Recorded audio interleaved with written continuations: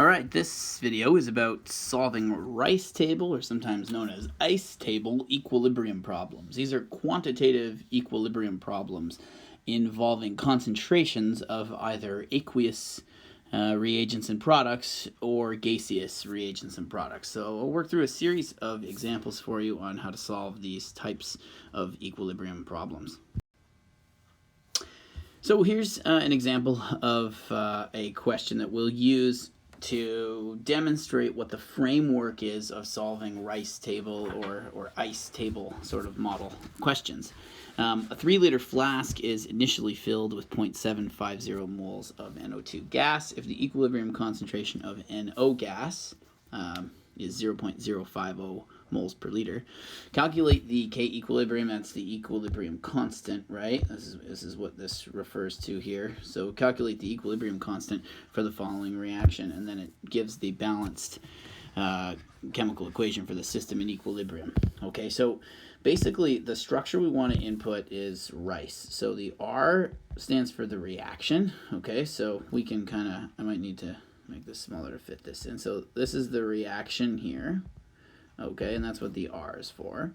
Then we have I, C, E, and we're going to build sort of like a table. We want there to be enough space here to fill in values in each one of these columns and rows, okay?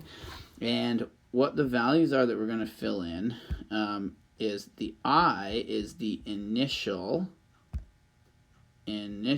concentration.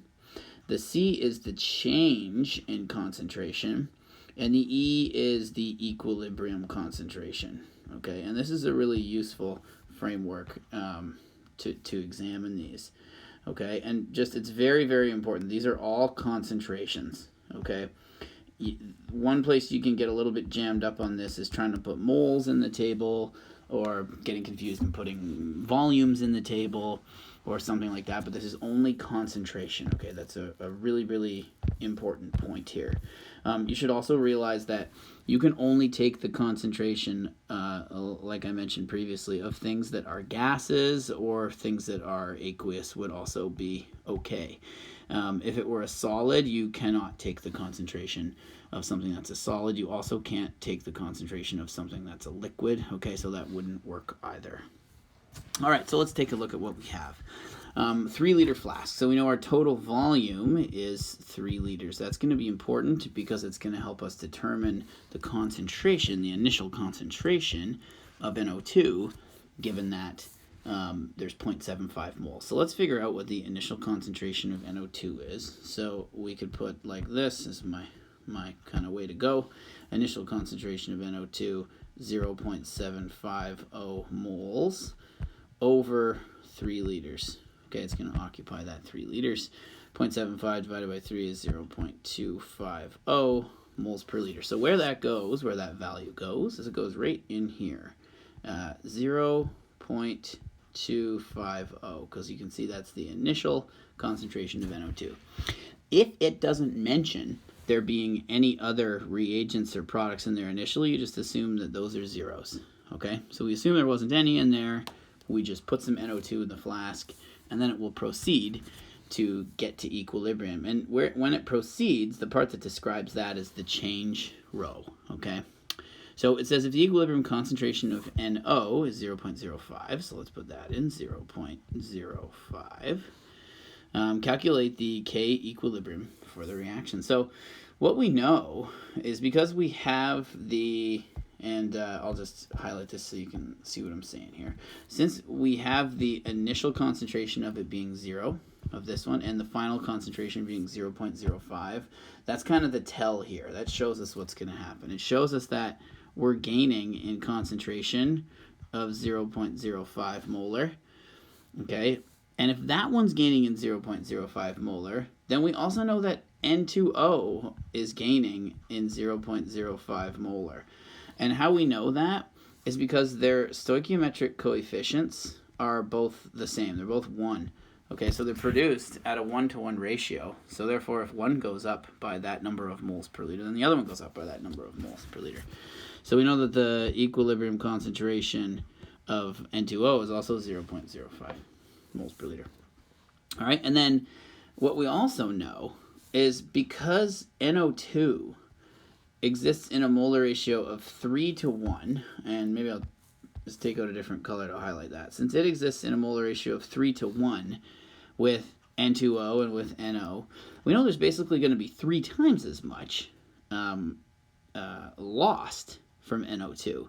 So that means we're going to lose 3 times 0.05. We're going to lose 0.15 moles of that, moles per liter of that. That's how much the concentration is going to go down. And when I say we're going to lose moles, that's the same. It will work in tandem with the change in concentration because the denominator of 3 liters is the same, right? So in this sense, talking about moles and talking about molarity concentration will work the same way. So therefore, we know that at equilibrium for NO2, we're going to have 0.250 minus the 0.150. So we're going to have 0.100 if my math checks out on that. Okay? So then we can go ahead and calculate the K equilibrium. So we know that the equilibrium constant is described by the line at equilibrium. So let's find another color here. We know that this is going to be described by this part. Okay? So let's put that in. We know that it's the concentration of the products to their raised to their stoichiometric coefficients, which is just 1, so we don't have to do much there, divided by the concentration of the reactants raised to its stoichiometric coefficient, which is a 3.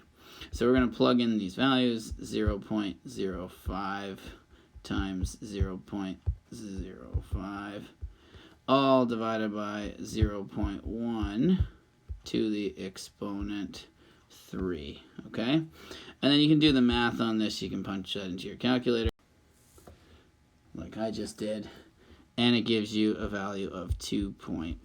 So therefore, we know the equilibrium constant for this reaction at whatever given temperature, whatever set temperature it is, doesn't even mention it, but we know it's equal to 2.5. All right, here's another type of question. It says the initial concentration of H2 gas and Cl2 gas, that's hydrogen and chlorine gas, were 0.5 moles per liter in a 5-liter container. If the K equilibrium, the equilibrium constant for the following process, is 35.4, how many moles of HCl will be present when the system reaches equilibrium? So a couple things you might note here, just because I think of them and it's worth realizing. You'll notice that the K equilibrium value, okay, the value of the equilibrium constant, it's unitless. So generally speaking, that can have different units, or we can express it unitless because the units might change every time based on the situation, based on the coefficients that we see in the process, okay? And I thought it was something else of note. No, I don't know. I'll think of it later. Anyways, let's set this up. We're going to set this up as a rice table. Okay, we've got our reaction here. We're going to look at what the initial concentrations are, final concentrations, etc., etc. Okay, so it says the initial concentration of H2 and Cl2. Let's pump those in. 0.5, 0.5. Therefore, we're assuming, if it doesn't say it, that there is 0 HCl initially. Okay?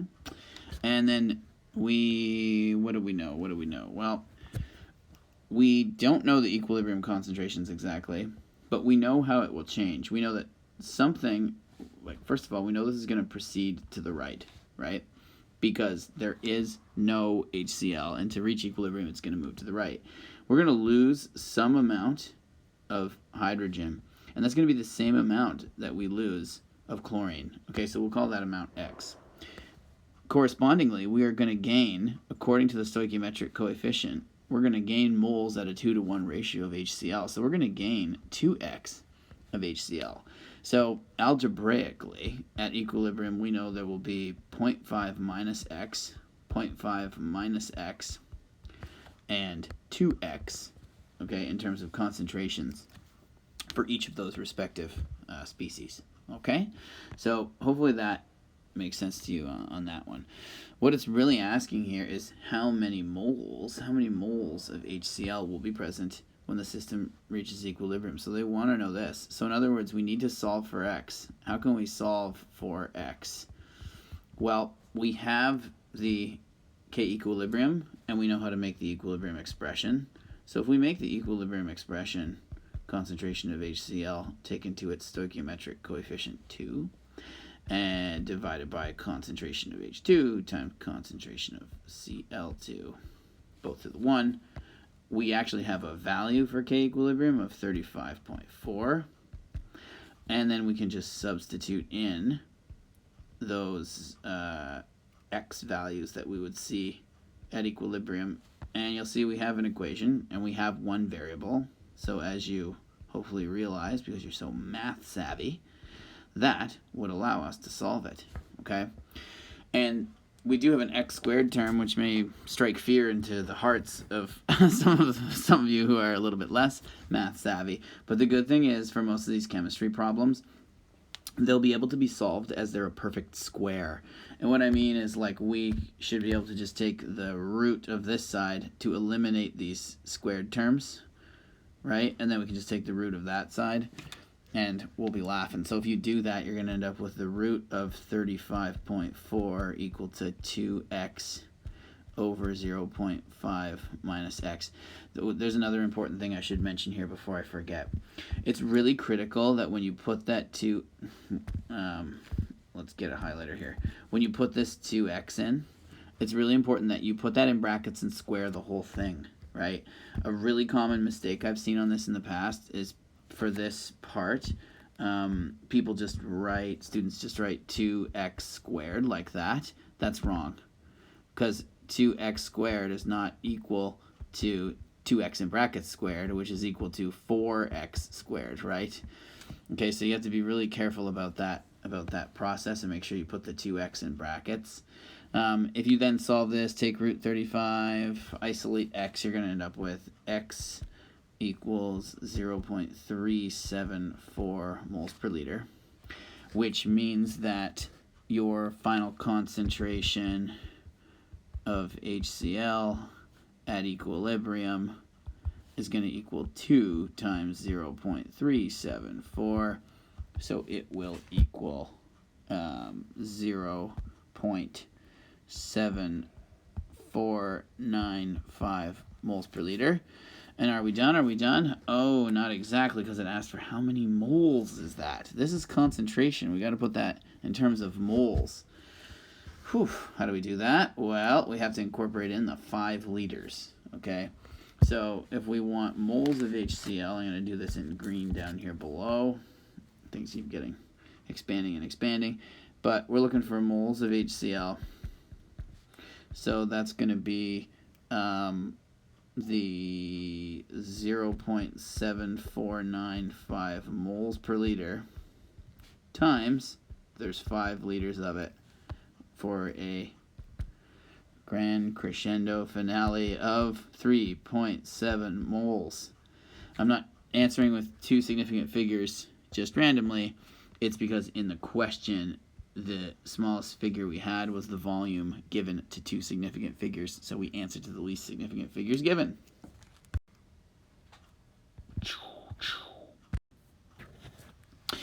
All right, and here's one that's a little bit different. The same number of moles of I2 and Cl2, that's iodine and chlorine, are placed in a 1 liter flask and allowed to reach equilibrium. If the equilibrium concentration of ICl is 0.40 moles per liter, calculate the initial number of moles of iodine and chlorine. Okay, and so this would be the reaction, and it would, it would generally have to be given, although I don't think it's too hard to come up with this one on your own as well. Okay, so it would be iodine and chlorine forming ICl. All these are gases, and it would have to be 2 to 1. So we could set up a rice table and start putting in what we know. So we know we had the same number of moles of I2 and Cl2 placed in the 1 liter flask, but we don't really know what those were. So our initial, we don't necessarily know what they are. What we do know is they're the same. So let's just call it X. Okay, and we'll say we had X. And then we assume we didn't have any of the ICl. And then tells you that the equilibrium concentration of ICl is 0.40 moles. So we can plug that in right here, moles per liter rather, 0.40 moles per liter for ICl. So we know its change must have been, it must have gained that much, right? If we know it gained that much, okay, because it's at a 2-to-1 ratio with these guys, we know they must have lost half that much, okay, according to the mole. So they lost that much, respectively. And then we know then at equilibrium, if we kind of do the algebra math on this, they must have x minus 0.20, x minus 0.20. That's what's got to be there for each of those, respectively, okay? So the question is calculate the initial number of moles of I2 and Cl2. So we basically need to find this concentration. Remember, these are all concentrations here. But we're going to find that concentration X, and then we can convert it into moles knowing it's in a 1-liter flask. All right? So as usual, oh, I forgot, there's a really important thing that we're also given here in the question, which is we're given the K equilibrium. Without that, without the equilibrium constant, we couldn't do this question, but we're given that it's 10 for this question. So we can put that in then. We can say, all right, let's build the equilibrium expression, and we know it'll be described by this line right here, right? So let's put it in. All right, it is the concentration of the product ICl to the exponent 2, because it's got a coefficient 2, divided by concentration of I2 to the 1, concentration of Cl2 to the 1. And then if we go ahead and process this, it's going to be 10.0. The ICl concentration is 0.40 to the exponent 2. And these are going to be x minus, let me write this a little more clearly. This is going to be x minus 0.20 squared, because it's that times that. And why I squared it is because it makes it easier to see that this thing is a perfect square. Okay, so you can just take the root of both sides and solve for x. And if you do that and do all the math, you're going to get that x is equal to 0.33 moles per liter. All right, and then of course if you're if it's 0.33 moles per liter, you need to then convert it into like what's the actual number of moles. Well, it's going to be, you know, the concentration 0.33 times 1, because there is one, it's a 1-liter flask. So the number of moles is also 0.33 moles for each of those respective reagents, iodine and chlorine. All right, there are a variety of different ways those rice table problems can be presented.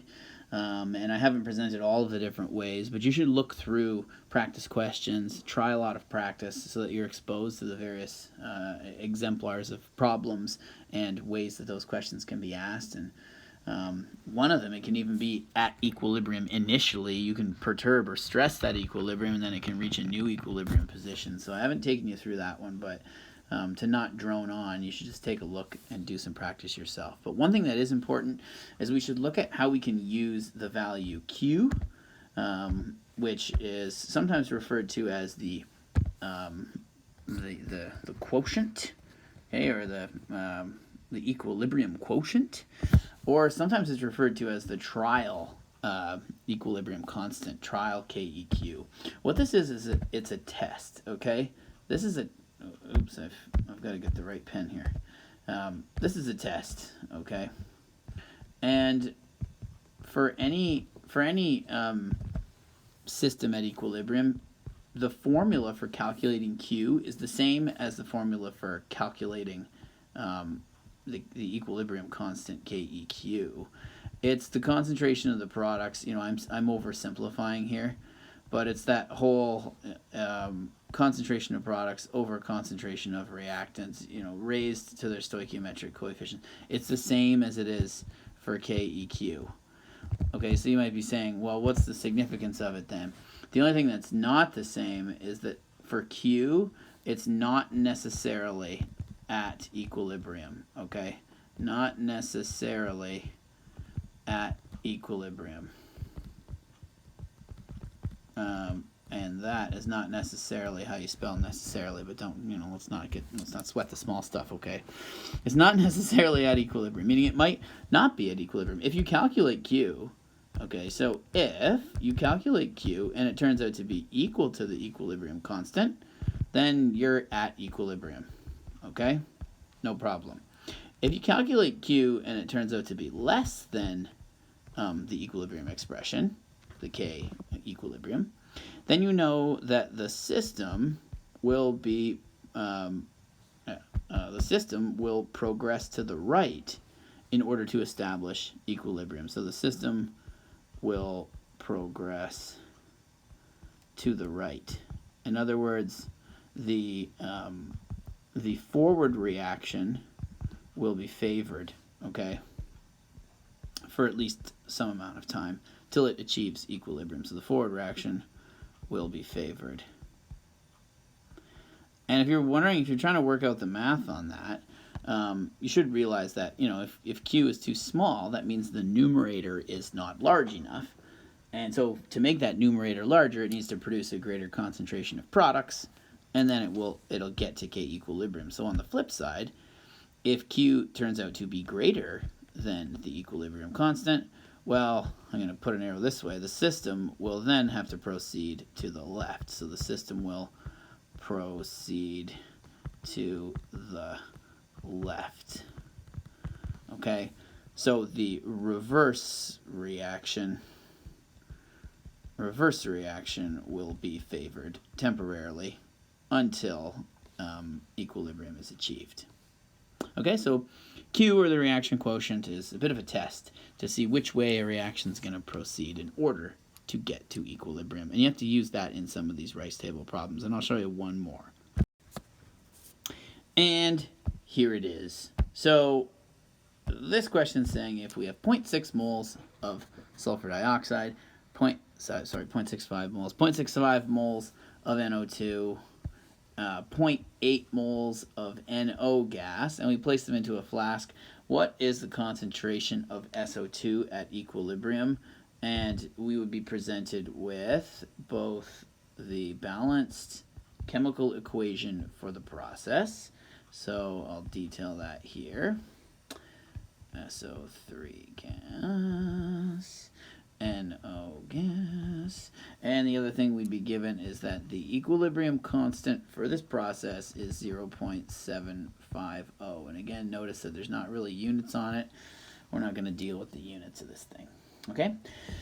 So, what do we have to work out first of all? We have to work out what the concentrations are for our ice table, because remember, ice tables only have concentration in them. We can't put moles in directly. So for the SO2 concentration initially and for the NO2 concentration initially, they're both going to be the same. They're going to be 0.65 moles over 5 liters, which is equal to 0.13 moles per liter. Okay, so we can put that in there. For SO2, 0.13. For NO2, 0.13. That's initial. And then we know that we had 0.8 moles of NO, so the NO2, or no, don't add a 2. The initial NO is 0.8 over the 5 liter vessel, which is going to be equal to 0.16 moles per liter. So we have 0.16 of that. Now what about, oops, I put that one in the wrong one. 0.16 of that. Now what about the SO3? Okay, we don't have a lot of information about that.